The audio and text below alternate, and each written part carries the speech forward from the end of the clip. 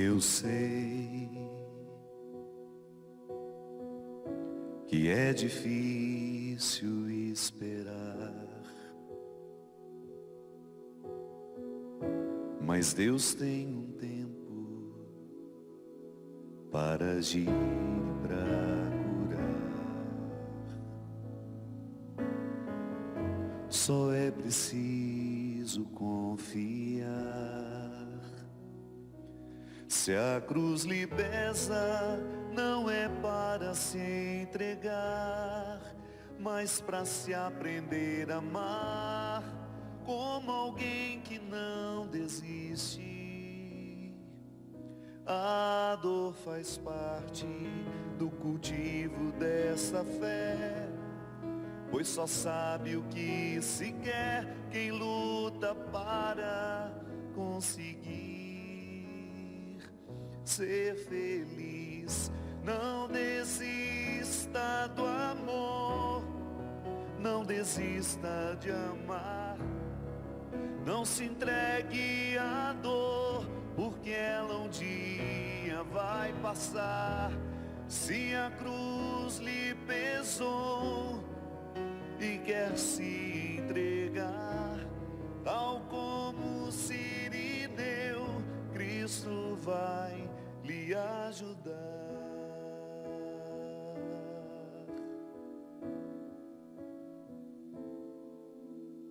Eu sei que é difícil esperar, mas Deus tem um tempo para agir e para curar. Só é preciso confiar.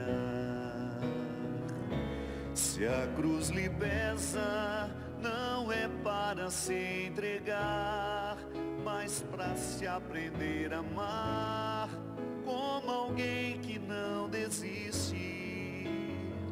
A dor faz parte do cultivo dessa fé, pois só sabe o que se quer quem luta para conseguir ser feliz. Não desista do amor, não desista de amar. Não se entregue à dor, porque ela um dia vai passar. Se a cruz lhe pesou e quer se entregar, tal como Sirineu, Cristo vai lhe ajudar. Não desista do amor, não desista de amar. Não se entregue à dor, porque ela um dia vai passar. Se a cruz lhe pesou e quer se entregar, tal como Sirineu, Cristo vai lhe ajudar. Oh,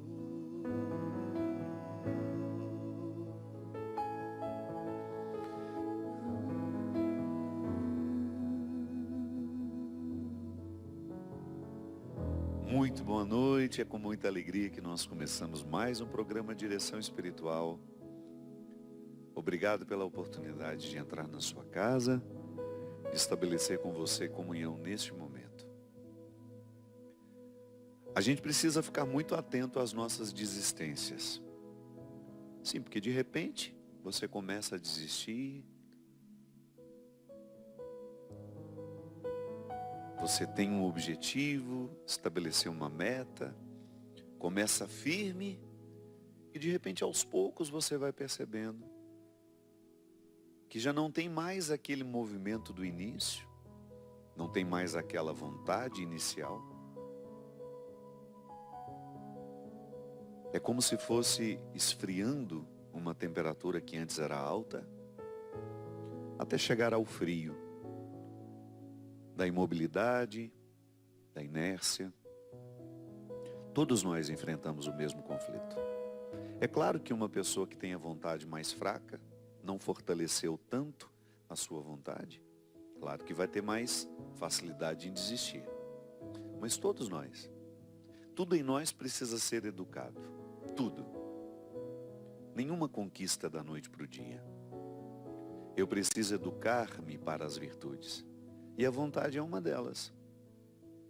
A vontade, se ela não é alimentada diariamente, nós vamos alimentando pequenas desistências. Observe você. Quantas vezes você já fez o compromisso de aprender inglês? Começou entusiasmadíssima. Comprou todos os livros. Começou a fazer aulas com muita dedicação. Aí um dia, por um motivo, você deixa de ir à aula. Volta no outro dia. Daqui a alguns dias você volta a ter necessidade de não ir. Enfim, você vai colocando situações acima daquilo que antes era uma prioridade. Academia, então, vixe, o que tem de gente pagando mensalidade sem ir, e pagar mensalidade só emagrece seu bolso, viu? Não emagrece o corpo. Não adianta você pagar, tem um plano lá na academia, mas não aparece dinheiro nenhum, não adianta. Pode observar, às vezes a gente vai ao nutricionista, faz a dieta, chega em casa bonitinho, né, com tudo organizado. Aí se matricula numa academia, começa a fazer uma atividade física. Na primeira semana, né, tá às mil maravilhas. Aí daqui de repente começa a inventar uma desculpa, outra ali, aqui, ali. E porque a vontade não está devidamente fortalecida, nós vamos desistindo sem perceber. E depois de ter faltado muitas vezes, você relativiza. E a relativização é o último estágio da desistência. Quando você relativiza um valor, você começou a intensificar o processo da desistência. Minha gente, nós somos todos iguais. Se nós sentássemos aqui agora e cada um falássemos do que a gente se propõe e não faz, então não se sinta o pior ser humano do mundo. Nós somos também parecidos com você. Pode ser que você esteja desistindo em outras áreas diferentes das minhas. O fato é que todo santo dia você corre o risco de desistir de projetos importantes, inclusive a vida. Se a gente não fica atento, a gente começa a desistir da vida. A gente vai se entregando a processos de autodestruição. Já cansamos de falar aqui. Esses processos de autodestruição estão muito associados às nossas mágoas, aos nossos ressentimentos, àquilo que nós alimentamos sob formato de fracasso. Vamos perdendo a vontade vai ficando cada vez mais fragilizada, sem protagonismo, e de repente estamos ali, aparentemente vivos, mas sem nenhuma vida dentro de nós. O que nos mantém vivos são os projetos. Ainda hoje eu conversava com um amigo meu, o Billy, lá de Petrópolis, a Silvia, a esposa dele, e eu perguntei para eles, mas vocês já não aposentaram, gente? Eles trabalhando 10 horas por dia. Eu tinha escutado há um tempo que vocês já queriam dar uma parada.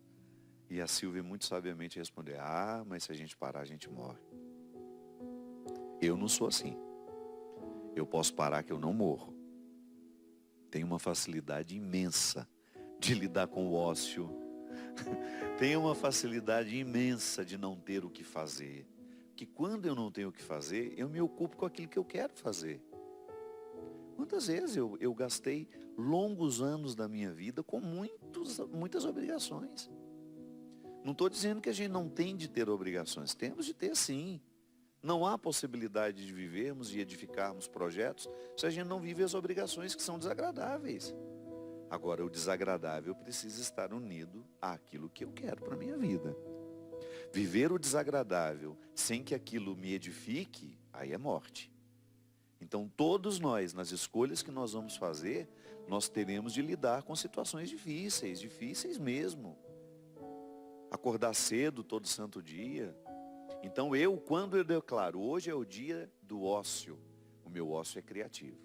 É o dia que eu vou ler, é o dia que eu vou ver um filme que eu quero. Sempre ocupando de uma forma criativa para que eu me mantenha vivo, para que depois eu dê conta das minhas obrigações. Sim, quando nós não temos um projeto, e a Silvia e o Billy estão cobertos de razão, se eles descobriram que se pararem eles morrem, tem que continuar. Claro, identificando a justa medida. Tem que ter um espaço para o lazer.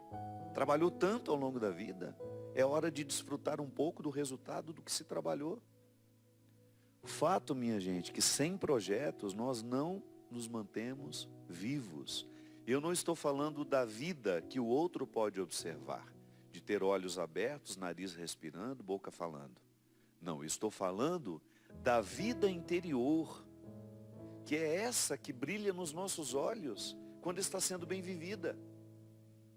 O brilho nos olhos, essa satisfação que nós demonstramos com o nosso rosto. Tudo isso é resultado de uma vida interior sendo cultivada. Se nós não temos o cultivo da vida interior, não expressaremos vida quando falarmos, quando olharmos, quando pensarmos. Sim, esse é o desafio diário, de você observar onde é que você está desistindo, do que você está desistindo. Olha, desistir de situações que nos matam, que nos adoecem, é ótimo. Eu tenho encontrado muitas pessoas que estão revendo os seus trabalhos, revendo as opções que fizeram, profissionais, optando por trabalhar menos, ganhar menos, não tem problema, mas viverem melhor. Então, desistir daquilo que de fato merece a nossa desistência é ótimo. Eu estou falando de desistências de situações vitais, importantes para a nossa realização. Como desistir do conhecimento, por exemplo. Se eu entrego os pontos, minha gente, se eu não pego um livro para me atualizar, daqui a pouco tem um outro profissional que é muito mais capacitado do que eu, embora tenha feito a mesma faculdade. Médicos que não se atualizam, advogados que não se atualizam, psicólogos que não se atualizam, padres que não se atualizam, cozinheiros. Se eu quero ser um bom cozinheiro, eu estou sempre me atualizando. O fato é que todos nós temos situações a serem aperfeiçoadas. Embora nós estejamos fazendo um discurso para todos, no momento em que eu falo, eu lhe convido a pensar nas suas situações particulares, nos empenhos que você precisa viver diariamente para desenvolver esta ou aquela área da sua vida, para que o todo que você é tenha brilho nos olhos, tenha empolgação na fala, tenha alegria na postura. Nós, quando chegamos em algum lugar, nós damos notícias de nós sem dizermos uma palavra sequer. É o corpo que chega com suas linguagens, com suas falas, com sua forma específica de se comunicar. Então quando chego num determinado lugar, eu ofereço àquelas pessoas o que eu sou, o que eu estou vivendo, os meus empenhos, mas ofereço também as minhas desistências. Você sabe muito bem, não preciso nem ficar falando muito. Quando nós convivemos com uma pessoa que já desistiu, como ela também nos contagia para a gente desistir também. Como a influência de uma pessoa que já está vivendo o seu processo de desistência, porque não se revitaliza, não se atualiza, não busca, deixou de buscar. Essa pessoa vira um fardo para si, consequentemente vira um fardo para as pessoas com quem ela convive. Não desista do amor, não desista do amar, de amar. Você pode modificar o verbo amar. e pensar na estrutura da sua vida, onde é que você está desistindo e não é justo desistir. O que de você, no seu cultivo pessoal, você está desistindo de encontrar em você, na sua personalidade, no seu jeito de ser, nas suas habilidades, na sua vida intelectual, por mais simples que seja.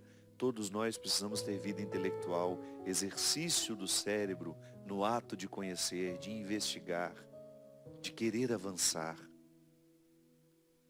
Olha, se você se interpretar como um lugar a ser conhecido, você tem matéria-prima para a vida inteira. A experiência do autoconhecimento nunca termina, porque você tem tantos territórios em você que ainda são desconhecidos. E nada em nós que é desconhecido não é atuante. Isso deveria nos preocupar. Nada do que em nós é desconhecido não é atuante. Eu sou movido por situações, por necessidades que eu não conheço. E quanto mais eu conheço essas motivações, essas necessidades, maior é minha capacidade de interferir nelas. Jesus falava isso de forma magnânime. Conhecereis a verdade e a verdade vos libertará. Que verdade é essa que Jesus fala? Todas. A verdade é todo o processo de revelação, tudo aquilo que nos faz ter contato com o essencial. Então, as verdades que nós precisamos descobrir são aquelas que nos envolvem, a verdade do outro, é aquilo que no outro ainda é misterioso para mim, que às vezes é misterioso para ele também. A minha verdade pessoal, a verdade sobre um determinado acontecimento, a verdade sobre a história.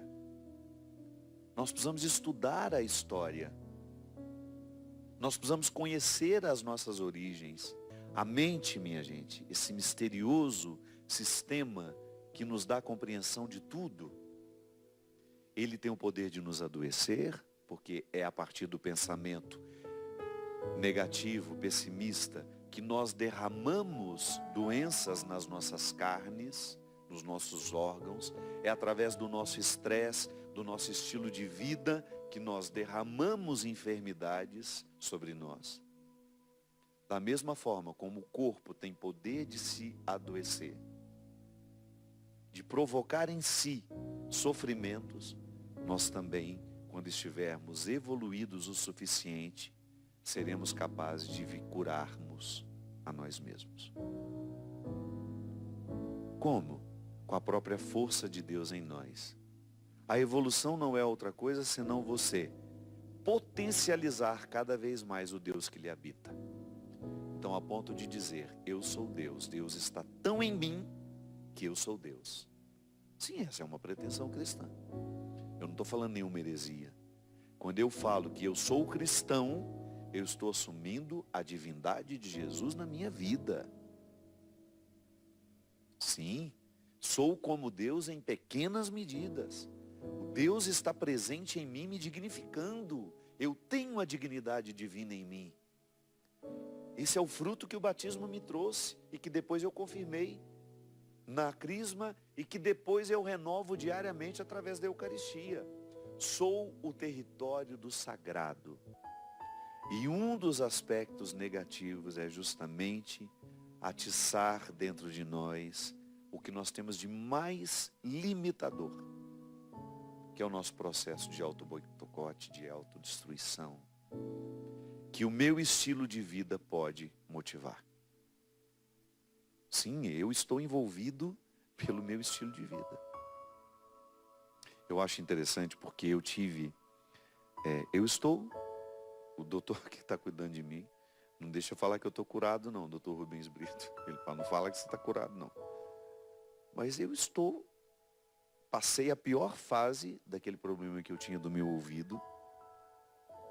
Em janeiro, eu estava com uma perda acima de 60% dos graves do meu ouvido esquerdo. Doutora Fabiana Fono, lá em Taubaté, me acompanhou. Doutor Daniel Calduro também, desde o início, tornou-se um grande amigo.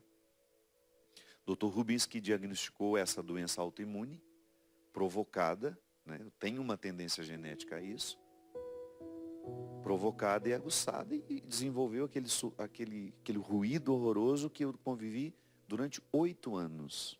8 anos. Administrando um zumbido horrível.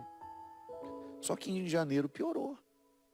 Já tinha iniciado o tratamento da doença autoimune, estava um pouco melhor. De repente, em janeiro, aquilo explodiu de um jeito que eu pensei que eu ia ficar louco.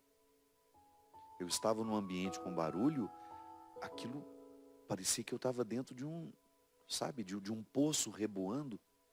Eu olhava para as pessoas e o mínimo ruído me incomodava, porque aquilo estava horrível, horrível, horrível. Enfim. Voltei ao velho conselho do Dr. Daniel, quando ele começou a tratar o meu ouvido, dizendo assim: padre, o consumo de açúcar está, olha, o zumbido geralmente está muito associado ao consumo de açúcar. Eu escutei isso durante 8 anos e não mudei nada. Sabe quando você, tá bom, é verdade. Fabiana me dizia, tira o açúcar, pode ser que o senhor tenha uma melhora. Minha gente, na hora que a água bate na bunda da gente, que você está vendo que o mar vai te naufragar, que foi justamente o que eu vivi em janeiro, eu já tinha tentado de tudo. Eu já estava terminando o tratamento dos corticoides, que foi um tratamento horrível. Doses altíssimas todo dia. Tive uma ligeira melhora. Melhorei bem. Mas aí a recaída de janeiro foi horrível. Bem, então vamos lá. Vamos fazer isso. Vamos tirar o bendito do açúcar. O meu médico, Dr. Vitor, que me acompanha no meu geral, né? Dr. Ragazzi lá, o meu endócrino lá de Petrópolis, falava a mesma coisa comigo. A observância do seu dia a dia, a produção dos hormônios, tudo isso precisa ser muito cuidado. E aí, minha gente, iniciei então uma retirada do açúcar da minha vida. Entendi que é o alimento com maior poder de intoxicação, de inflamação. Porque toda pessoa que tem uma doença autoimune, o que acontece? Um processo inflamatório geralmente no intestino. E o nosso intestino é o nosso segundo cérebro. A doutora Gisela Savioli tantas vezes já falou aqui para nós da importância do intestino. A saúde do corpo depende da saúde do intestino. Aí tudo bem. Pensando que, retirando o alimento que mais me inflamava, dou um passo na direção dessa melhora. Tirei também a carne vermelha. E assim comecei, minha gente. Vou dizer uma coisa. Foi como se tivesse tirado com a mão. Tirou com a mão. Tudo. O ouvido que já estava com quase 60% de perdas auditivas, na região graves, recuperei. O zumbido fez as malas, graças a Deus foi embora, e eu espero que ele nunca mais volte. Porque eu não desejo a ninguém. Quem tem ruído no ouvido sabe. Então, quando eu tive uma desistência positiva, tá bom, vou desistir de comer doce, que eu tanto gosto. Ah, tem outras opções, adoça com xilitol, adoça com não sei o quê. Vamos então, vamos experimentar. Tirei o alimento que me intoxicava, que me inflamava. Foi difícil? Foi. Eu precisei desistir daquele estilo de vida para assumir uma nova forma de viver. Com muito mais cuidado com o que eu coloco no meu organismo. Eu sempre fui muito cuidadoso com a minha saúde. Mas me faltava esse passo.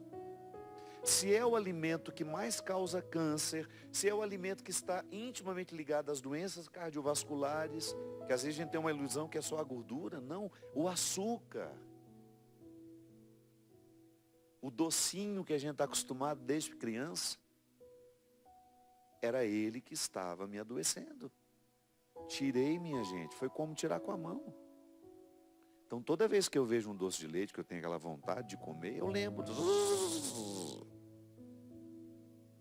É inteligente pedir? É inteligente pedir a mim mesmo que me ofereça isso? Não. Vou partir para outras opções. Vou buscar os doces que não têm açúcar. Vou buscar alimentos que possam de alguma forma ter um prazer em comer e não me fazer tão mal. Só que quando eu desisto da vida que me adoece, e é uma desistência positiva, eu preciso assumir uma outra que é saudável e que também vai me exigir que não desista da disciplina, daquele compromisso de levar adiante o que em mim precisa ser modificado.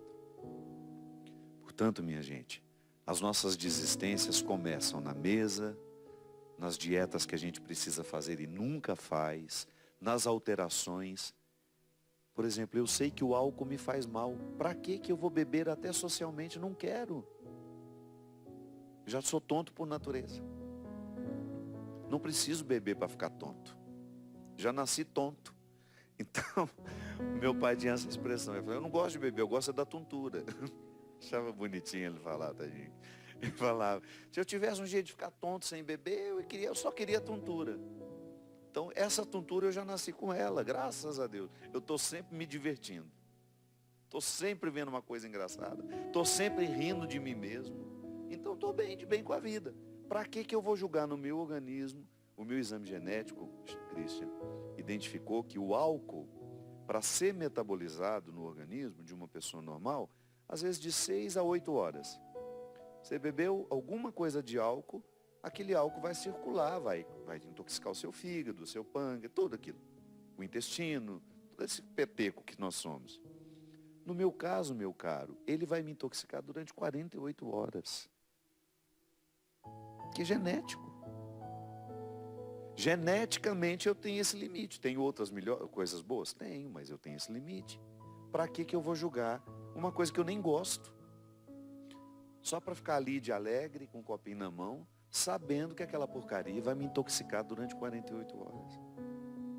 Então, às vezes, a experiência do autoconhecimento, inclusive do corpo, da nossa genética, daquilo que nós somos, vai nos ajudar a tomar decisões favoráveis. Vai nos ajudar a ter as desistências certas e a nunca assumir as desistências que nos farão alcançar uma melhora. Estamos de volta com o programa Direção Espiritual. Muito obrigado pela sua companhia, pela sua participação, pela sua divulgação. Eu quero dar uma continuidade naquilo que eu estava dizendo para vocês, de como é importante nós termos a experiência do autoconhecimento. Naquilo que diz respeito à nossa vida emocional, é importante eu ter cada vez mais um contato com os meus conflitos, com a minha história, para eu ter condições de entender melhor o momento presente, mas eu também preciso fazer a experiência do autoconhecimento físico. O autoconhecimento físico, ele é primordial para eu saber lidar com o meu corpo. O que me faz bem, o que me faz mal. É como a gente ser alérgico, né? Ou melhor, é como a gente ser alérgico, não. É um exemplo bastante interessante. Quando eu sou alérgico, significa que eu gosto daquele alimento, mas o alimento não gosta de mim. Essa é a inadequação da alergia, né? Eu gosto do alimento. A Cidinha, por exemplo, adora um leite. Não gosta? Mas toma, o que acontece? Vira rainha, fica sentada no trono 3, 4 dias. Um pouquinho de leite que a Cidinha toma. Cidinha é minha querida amiga, minha cuidadora. Eu sou idoso, ela já é minha cuidadora. Focaliza ali a Cidinha. Pessoa que cuida de mim como se fosse um filho. Ela tem por mim um carinho de mãe. Tá ali, ó. Essa é minha querida amiga Cidinha. Cidinha tem uma intolerância ao leite. Ela gosta do leite, mas o leite não gosta dela. O Christian deve ter alergia à classe econômica. Nos voos internacionais. Não é? Você deve ficar todo empolado se precisar ir na classe econômica. Todo mundo fica. Como diz o Evers, na cachorrada. O Christian, se você coloca numa classe econômica, numa viagem internacional, ele empola todo que você precisa quase que tirar ele do voo.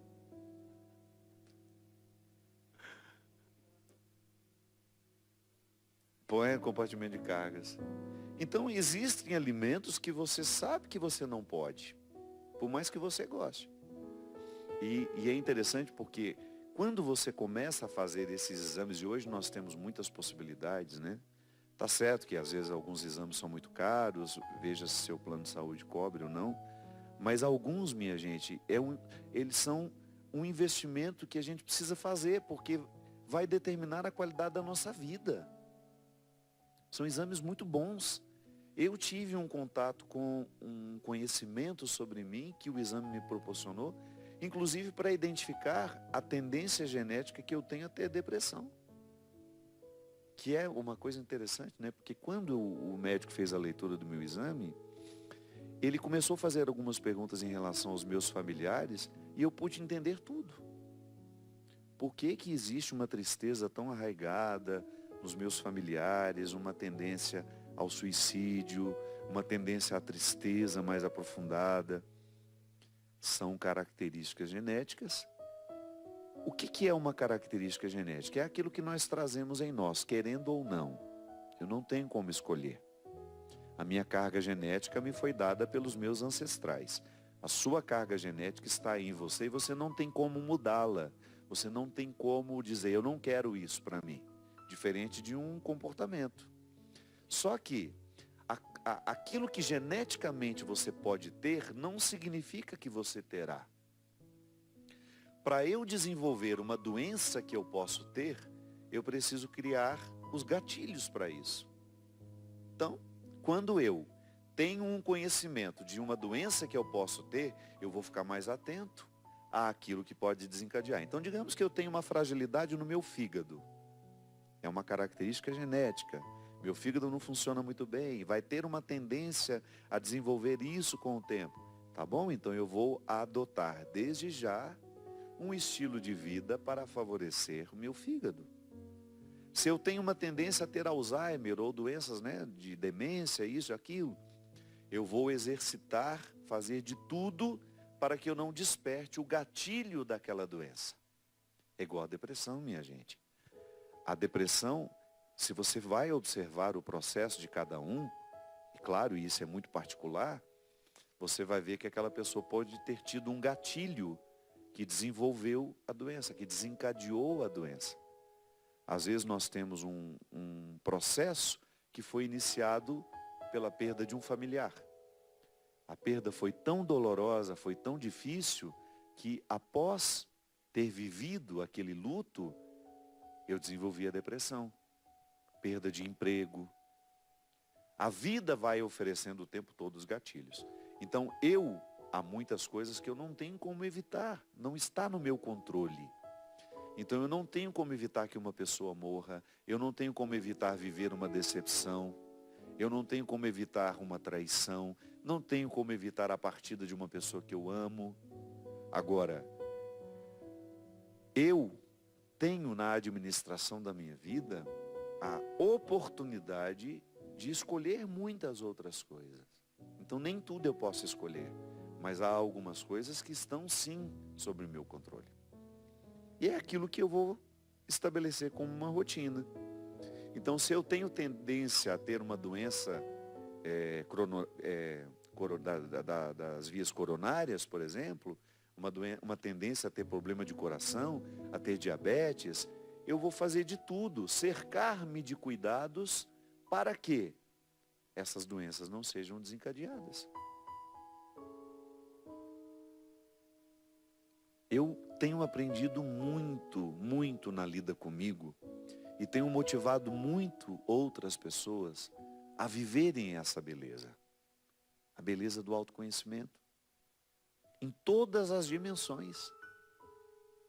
Seja nessa lida que você tem com os seus sentimentos, com as suas emoções, com a sua história, ou seja, na lida com o seu corpo.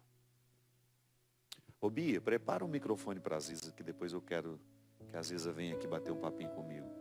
Vai ser até em pé mesmo, pode ser, Ziza? A experiência do autoconhecimento é necessária demais, demais. Porque é ela que vai justamente dar-nos autoridade na lida com tudo isso. Então você sabe exatamente que as suas desistências podem comprometer a qualidade da sua vida, como as suas insistências também podem qualificar a sua vida. Como é que você experimenta em você o autoconhecimento físico e psíquico-emocional? Eu acho que é super ligado. Acho que tem tudo a ver um cuidar do corpo e prestar atenção no que eu como. Eu sou muito disciplinada. Enquanto eu te ouvia, eu ficava pensando, puxa, que legal. É uma coisa andar junto com a outra. Graças a Deus eu não abuso do corpo. Já entendi que ele funciona melhor se eu o cuido com carinho, né? Então, várias coisas... Nossa, não sei nem te dizer, mas refrigerante... Você tem alguma coisa que você consegue identificar que foi uma desistência positiva? Refrigerante. Parou. Massa. É massa, pão. Ai, não meu como Deus mais. do céu, a minha tentação é a padaria. É, a e eu também não padaria posso. É de Deus. Mas tem a ver também com a força que a gente tem. É uma força psicológica, é uma força espiritual e também passa a ser física. Agora, é incrível quando a gente dá atenção para o corpo, equilibra o corpo, a gente fica muito mais lúcido, Mas né? muito mais. Às vezes eu tô muito mais. confusa, às vezes eu tô com alguma coisa para decidir, eu preciso sair para caminhar, para correr.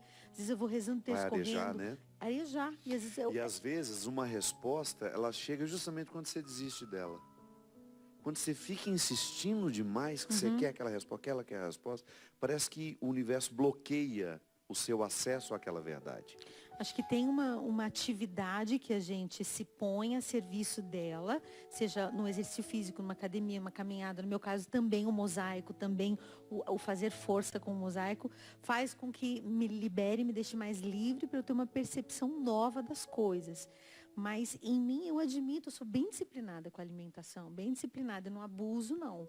Não abuso não, acho que eu tento tratar o corpo com carinho. E é muito difícil ficar doente. E eu queria... Muito difícil. Eu te chamei justamente porque eu sei que você viveu um determinado momento da sua vida que foi uma restrição vocal. Foi. Que foi radical, né? Você Foi. precisou ficar praticamente calada durante Fiquei um 4 tempo. meses. 4 Olha meses isso, sem gente. falar. Porque senão você não falaria no futuro, né? Não, eu tinha um nódulo fibrótico, fenda em ampulheta, era um nódulo muito grande e eu precisava passar por uma cirurgia. Olha que nome chique, ela tinha uma fenda em ampulheta. É uma fenda em figura. E nódulo fibrótico. E para que a intervenção cirúrgica fosse a mínima possível, não corresse risco de dano na prega vocal, eu precisava fazer muito exercício da fonoterapia e ficar calada. Então eu fiquei no bilhete 4 meses. Que deve ter sido nada fácil, né? Eu acho que foi quando eu fiz as músicas mais bonitas da minha vida. Assim, eu escrevi muito. Você compôs o mais que os Passos, o CD. Muita coisa do Volta para Casa. Volta para casa. Volta para casa. Foi um esforço imenso, foi muito difícil. Mas é aquela coisa quando você domina algo que está fora de você, que é um alimento, ou a palavra, ou o diálogo, ou estabelecer uma relação, aquilo não te domina mais também, né? Você passa a ser dono de si, senhor de si, em um lugar onde muitas vezes a gente nem se percebe prisioneiro. Então, às vezes a gente não diz não para as coisas porque nem conseguiu perceber que precisa dizer não, né? Que pode, que é capaz de dizer não. Eu tenho aprendido cada vez mais isso. E nesse período de ficar calada, de ficar nesse silêncio absoluto mesmo, foi dos tempos mais difíceis da vida. Mas hoje eu me sinto muito mais disciplinada. É muito difícil eu ficar rouca. Hoje eu entendo, percebo rapidamente o que eu posso comer e o que não, que vai me fazer mal, que vai me provocar refluxo. Mas ao mesmo tempo tem um domínio da vida, né? Uma posse da vida. Quando a gente domina o que a gente vai comer, a gente também domina quem a gente vai ser, né? Quem a gente vai ser, porque como você disse no início, né? É tudo muito complementar. Anda junto. Não há como eu dissociar a minha alimentação da minha saúde emocional. Minha vida espiritual, né? A vida espiritual. Eu falava, essa semana passada eu tive uma alegria de dar uma formação lá no seminário da Diocese. E, aliás, foi uma surpresa tão boa. Encontrei um grupo tão bom, sabe? Seminaristas de bem com a vida, inteligentes, bonitos. Um frescor bom, assim, de igreja. Que legal. Que eu pude identificar no seminário lá de Taubaté. E eu falava justamente isso, que nós padres, talvez por uma imposição cultural, que foi até um fruto do nosso comportamento mesmo, a gente ficou muito proibido do cuidado. O padre que se cuida, às vezes ele tem que vencer tantos obstáculos na própria comunidade, para ele poder ser visto como alguém que tem direito ao cuidado. sair tão um humano, pouco, né? isso é sair um pouco daquela visão de que o outro tem de estar ali o tempo todo à minha disposição, que ele não tem o direito de ser dele, em alguns momentos, ser só dele. Mas acho que Uma passa... mentalidade difícil para nós padres, que às vezes vai gerando um comportamento doentio que vai se perpetuando. Uhum. E eu achei bonito porque os meninos, eles têm um esclarecimento muito maior do que eu já tinha na minha época, de que é preciso se cuidar.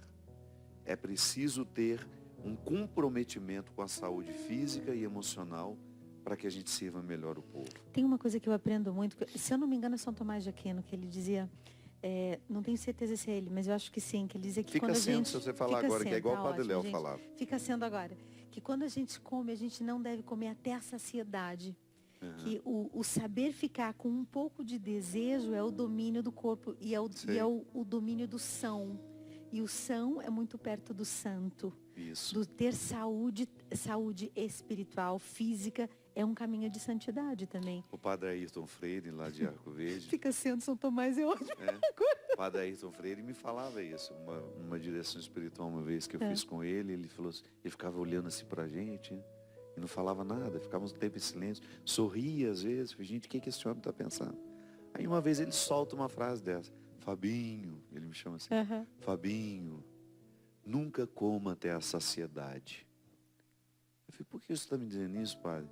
Porque senão você perde o prazer de estar à mesa. Olha só, que lindo. Senão você perde o prazer de estar ali. Depois que a gente come, há outras fomes a serem saciadas. Olha. Que é a presença do outro. Se a gente comeu demais, a gente quer ir dormir, né? Verdade. Exatamente. Já Eu não acho tem que disposição. a saciedade parece que é o fim, né? Dá o fim pra gente. Então, Finaliza o precisa encontro. de espaço, né? Obrigado, Obrigado, viu? Deus te abençoe. Amém. Obrigado pela sua companhia, que Deus te abençoe. Obrigado por ter mais uma vez nos proporcionado a oportunidade de estar com você na sua casa e de falar ao seu coração. Derrame sobre nós a bênção e a proteção do céu, do Deus Todo-Poderoso, Pai, Filho e Espírito Santo. Amém. Eu sei que é difícil esperar, mas Deus tem um tempo para agir e para curar. Só é preciso confiar. Se a cruz lhe pesa, não é para sempre.